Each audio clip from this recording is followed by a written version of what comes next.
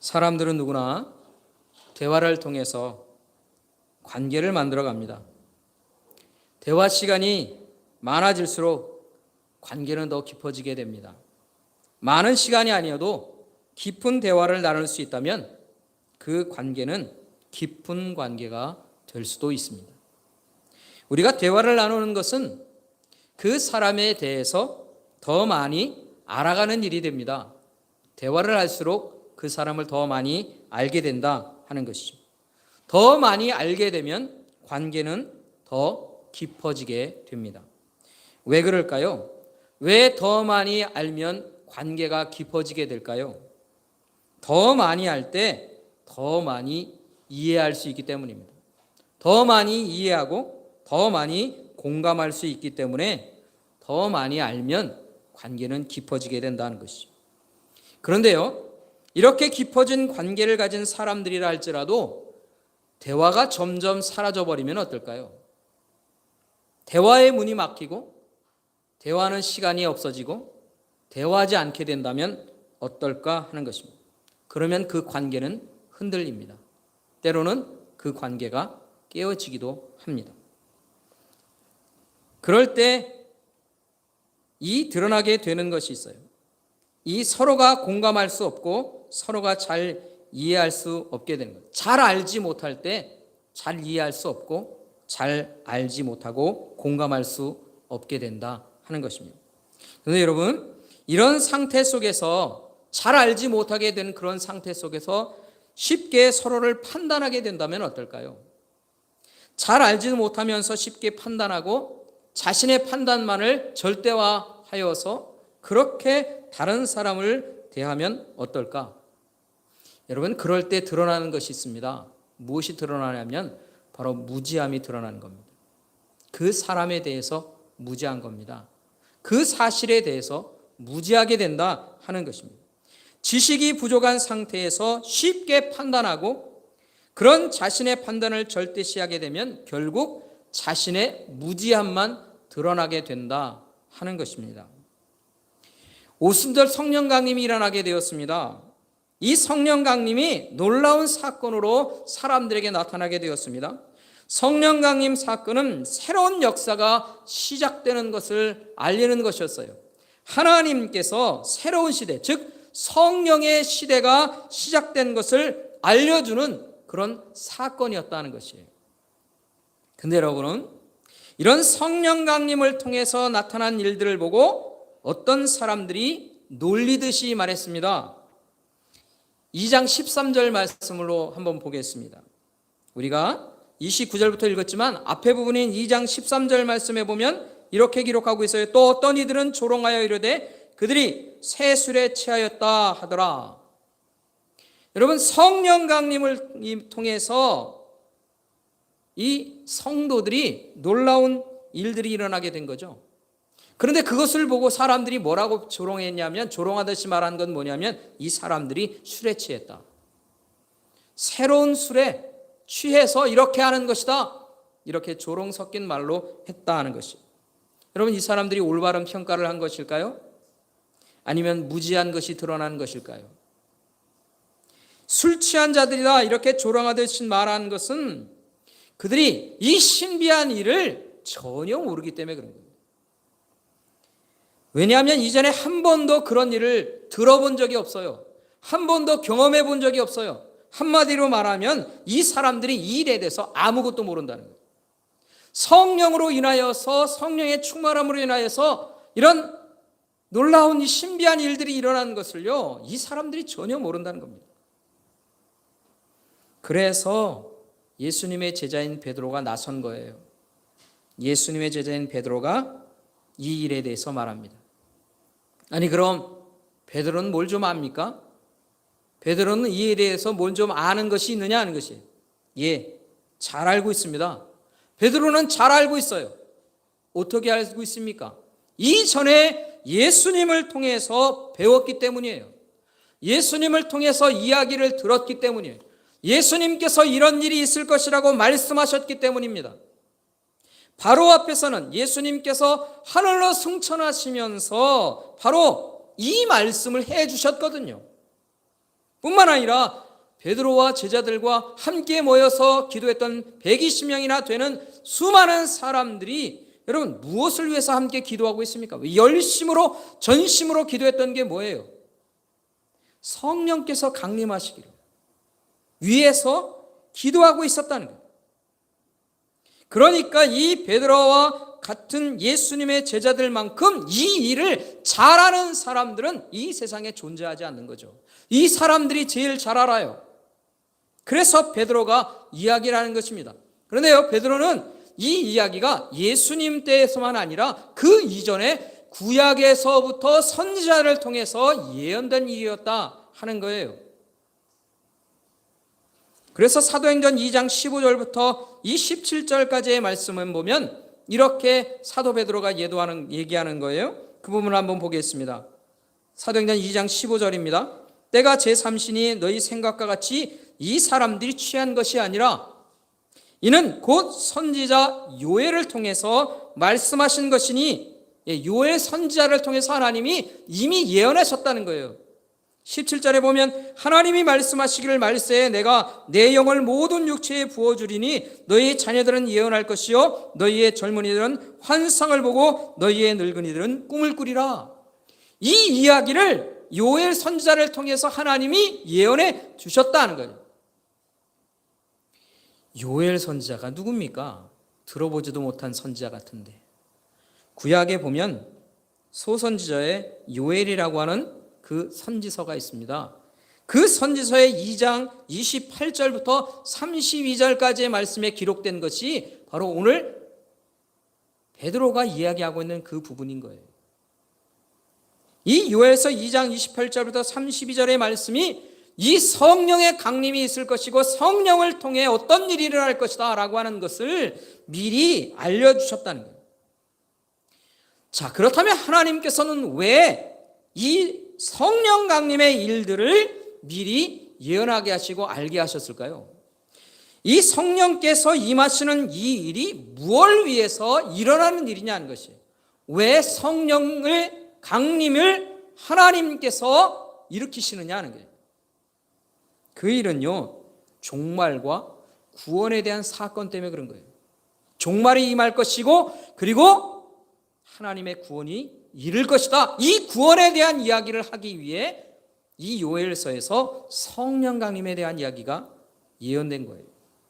요엘서 2장 31절과 32절을 제가 한번 읽어보겠습니다. 요엘서 2장 31절입니다. 여호와의 크고 두려운 날이 이기 전에 해가 어두워지고 달이 핏빛같이 변하려니와 누구든지 여호와의 이름을 부르는 자는 구원을 얻으리니, 종말에 하나님의 심판이 있을 것이고 그 때에 하나님의 구원도 이렇게 되는 건데, 누구든지 여호와의 이름을 부르는 자는 구원을 얻는다는 거예요. 이는 나 여호와의 말대로 시온산과 예루살렘에서 피할 자가 있을 것이며 남은 자 중에 나 여호와의 부르심을 받은 자가 있을 것입니다. 하나님께서 종말의 때에 심판이 있고 하나님의 이름을 부르는 자들에게 구원의 일들이 있을 것이며 하나님을 알고 따르는 자들에게 하나님이 구원의 은혜를 입혀주신다는 겁니다.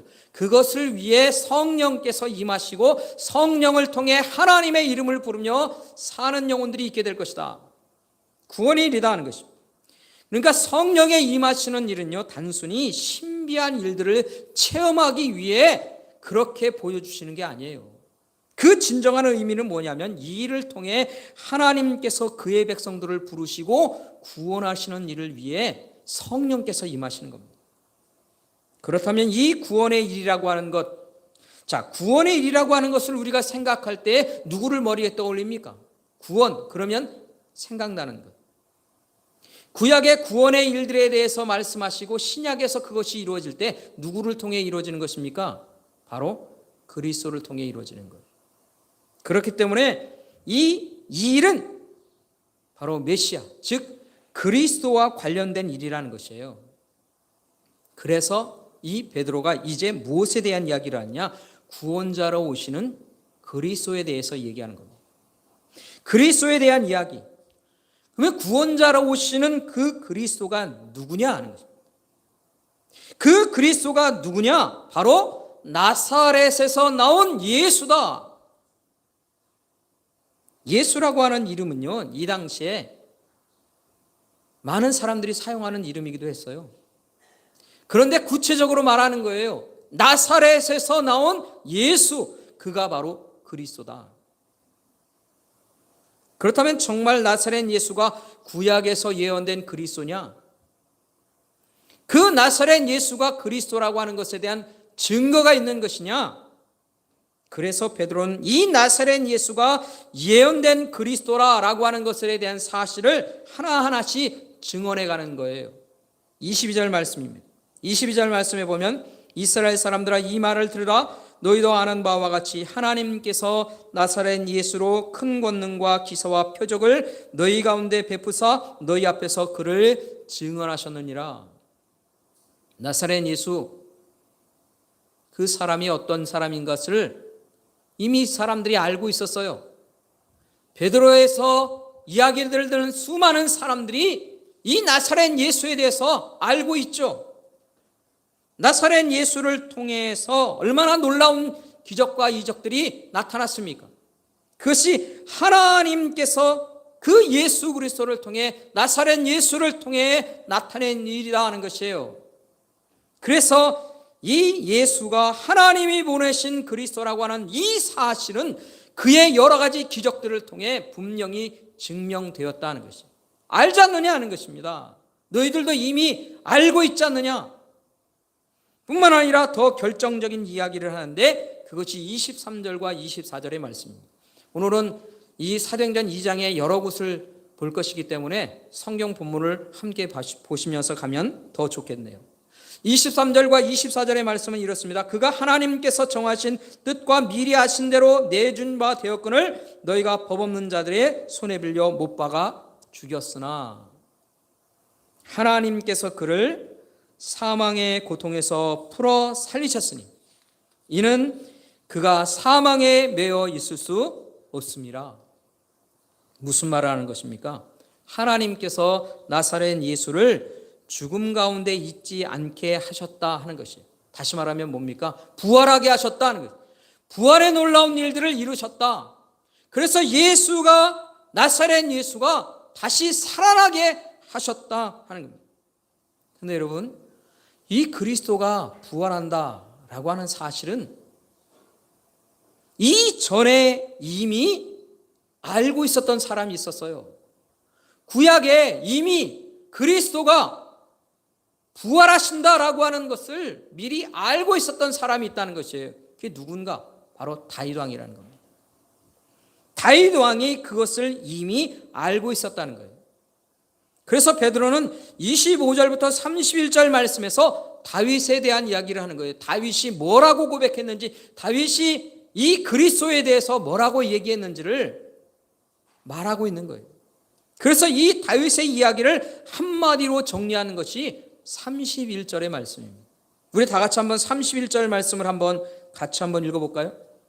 우리 31절 본문의 말씀 다 함께 읽어보겠습니다. 다 같이 함께 읽겠습니다. 시작. 미리 본고로 그리스도의 부활을 말하되 그가 음부의 버림이 되지 않고 그의 육신이 썩음을 당하지 아니하시리라 하더니, 이거 누가 얘기했다는 겁니까? 다윗이 이렇게 얘기했다는 거예요. 다윗이 뭐라고 얘기했느냐? 그의 육신이 썩음을 당하지 않게 한다 하신 거예요. 누가? 하나님이 그리스도를 향해서 그 육체가 썩음을 당하지 않게 하신다고 하셨다는 거예요. 여러분, 육신이 썩음을 당하지 않게 하는 방법이 뭡니까? 죽지 않는 거죠. 죽었다가도 다시 살아나는 거예요. 그래야만 육신이 썩지 않게 됩니다.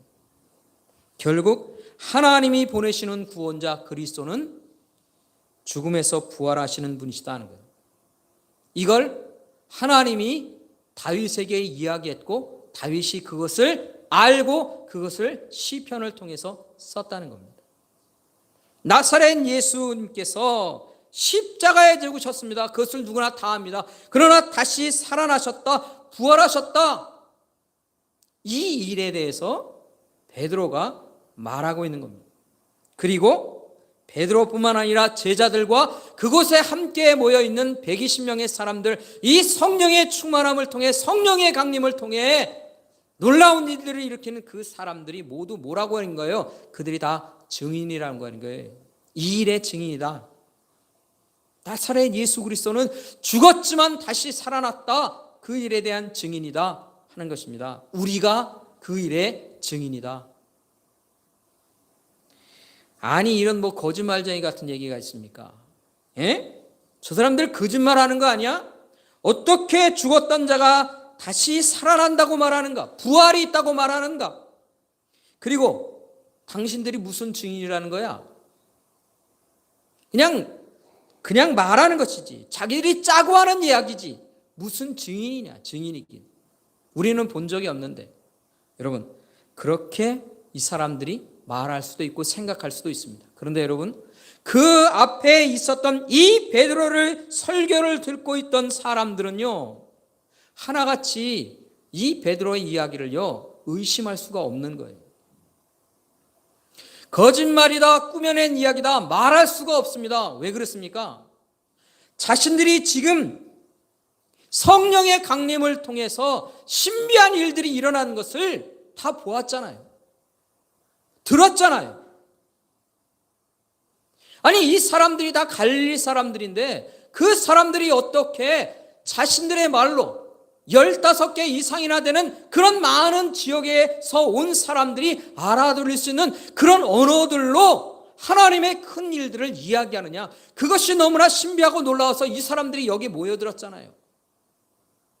그런 신비한 일들을 경험하고 체험하고 그 소리에 이끌려서 이 베드로 앞에 온 사람들입니다. 그러니까 이 베드로가 거짓말을 하는 사람이다. 자기들이 짜고 하는 이야기다. 그렇게 반박할 수가 없는 거예요. 왜? 신비한 일들이 이 베드로를 통해서 나타났잖아요. 그러니까 이 이야기가 거짓말이라고 말할 수가 없는 거예요. 터무니없는 이야기라고 말할 수가 없는 것이다. 근데 여러분, 이것보다 더 결정적인 이야기가 계속해서 이어집니다. 36절의 말씀에 보면 그런즉 이스라엘 온 집은 확실히 알지니 너희가 십자가에 못 박은 이 예수를 하나님이 주와 그리스도가 되게 하셨느니라. 이 이야기 속에서 뭘 얘기합니까? 베드로 설교를 듣고 있던 이 사람들이 참으로 놀랍게 되는 거예요. 뭐냐면 이 나사렛 예수를 십자가에 못 박아 죽였다는 거예요.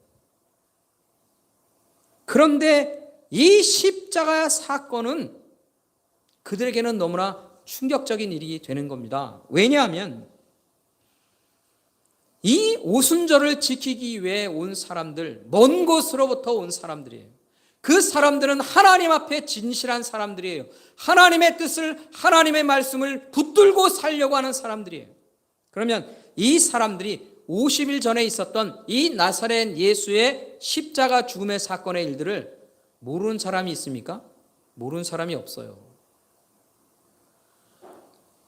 이 예루살렘에 모여들었을 때 50일 전에 있었던 그 나사렛 예수의 사건을 다 들었을 거예요. 소문으로 다 들었을 것이고 때로는 이것을 이미 경험했던 사람들도 있었을 것입니다. 그런데 이 베드로의 이야기는요, 그들에게 너무 충격적인 거예요. 나사렛 예수가, 그 십자가에 달려 죽은 나사렛 예수가 그리스도였다라고 하는 이야기가 그들에겐 큰 충격이 되는 겁니다. 왜 그렇습니까?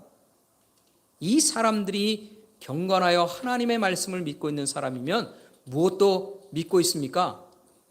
메시아에 대한 사상도, 메시아에 대한 이야기도 그 마음속에 품고 있는 거예요. 하나님께서 그들을 구원하시기 위해 메시아를 보내주신다라고 하는 그 예언의 말씀을 이 사람들이 듣고 있었고 알고 있었다는 거예요. 여러분, 메시아를 주신다라고 하는 것은요, 600년 전부터 있었던 얘기예요. 600년 전에 이사야를 통해서 하나님이 구원자 그리스도를 보내주신다, 메시아를 보내주셔서 너희들을 구원하고 너희들을 새롭게 한다, 하나님이 약속하셨어요. 그래서 이 사람들은 평생 동안 마음속에 뭘 붙들고 삽니까? 메시아를 붙들고 사는 거예요. 하나님이 보내실 그리스도, 그가 우리를 구원할 거다. 평생 동안 그것을 기대하며 사는 사람들이라는 거예요. 그런데 정작 하나님께서 그 그리스도를 보내주셨을 때 그들이 어떻게 했다는 겁니까? 그들이 그리스도를 십자가에 못 박아 죽인 거예요. 얼마나 어리석은 자들입니까? 평생 동안 기다렸는데, 수없이 오랫동안 기다렸는데 하나님이 정작 주셨을 때는 십자가에 못 박혀 죽였다니까요. 이게 얼마나 어리석이냐, 이게 얼마나 죄된 일이냐, 얼마나 큰 일이냐, 그것을 이제 그들이 깨닫습니다. 그리고 그들이 뭐합니까? 이제 회개하는 거예요.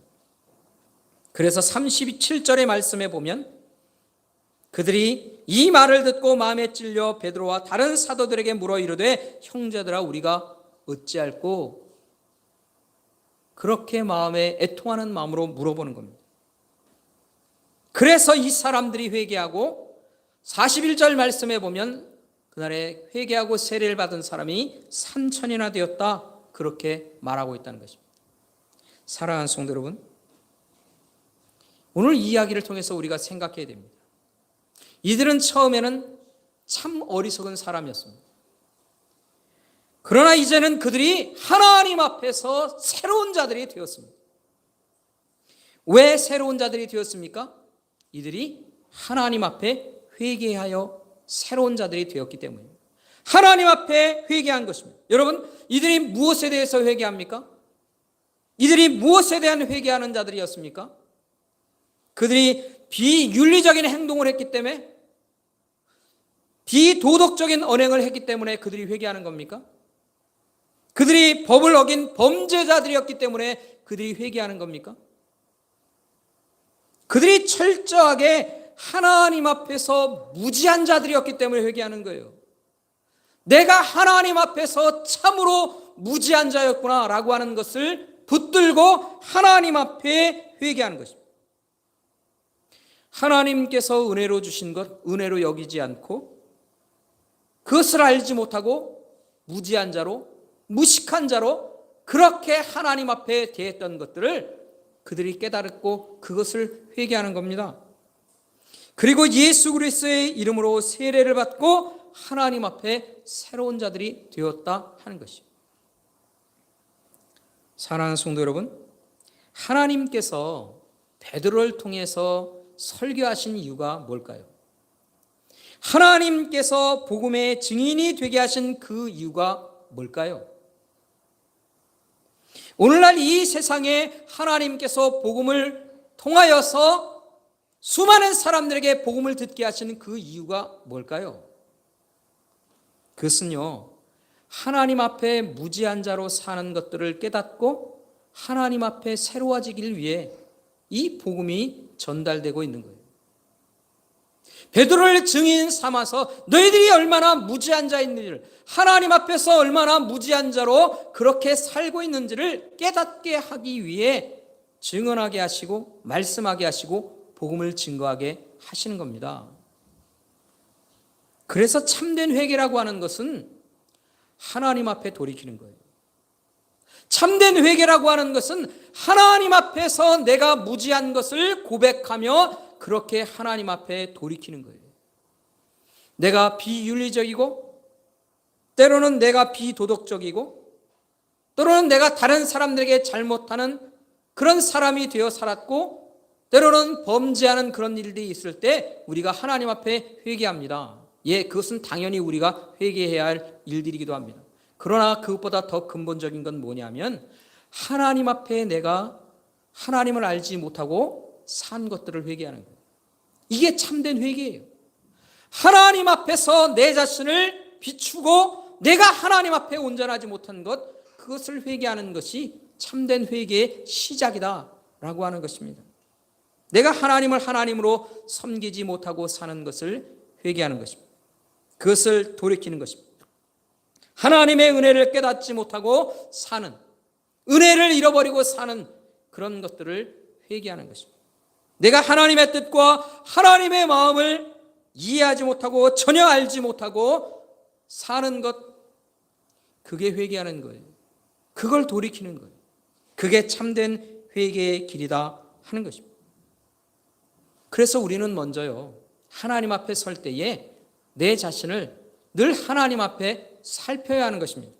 내가 하나님 앞에 무지한 자로 사는 것은 아닌지를 살피는 것입니다. 하나님, 내가 참으로 하나님 앞에 어리석고 무지한 자로 서는 것은 아닐까요? 그래서 우리가 하나님 앞에 예배하러 나올 때마다 우리는 먼저 하나님 앞에 내가 올바른가를 살피는 겁니다.